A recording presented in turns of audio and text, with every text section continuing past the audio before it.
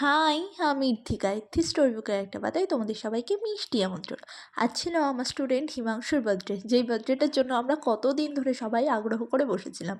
আর এই যে পৃথা, হিমাংশুর দিদি, হিমাংশুকে হাসানোর প্রচুর চেষ্টা করছিল, বাট পারিনি।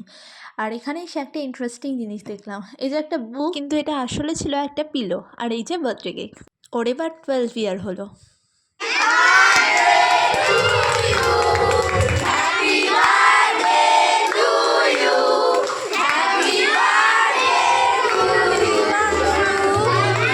আর কেক কাটিং হয়ে যাওয়ার পরেই শুরু হয়েছে স্নো স্প্রে নিয়ে মাখামাখি আর মারামারি।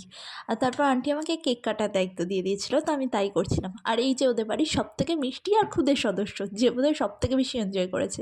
বাট আমরাও কিন্তু কম এনজয় করিনি, আমরাও প্রচুর নাচানাচি করেছি। আর আমরা সবাই একসাথে থাকলে সেখানে আনন্দ হবে না, নাচানাচি হবে না, সেটা তো হতেই পারে না। তারপর আমরা সবাই মিলে একসাথে খেতে বসেছিলাম।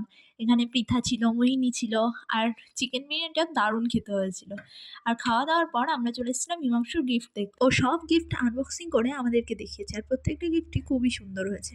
তারপর আমি এখানে ওকে বললাম যে বস, গিফটের সাথে তোর কটা ফটো তুলি। আর লাস্ট কবে যে আমি কারোর বার্থডে এত এনজয় করেছি আমার তো নিজেরই মনে নেই।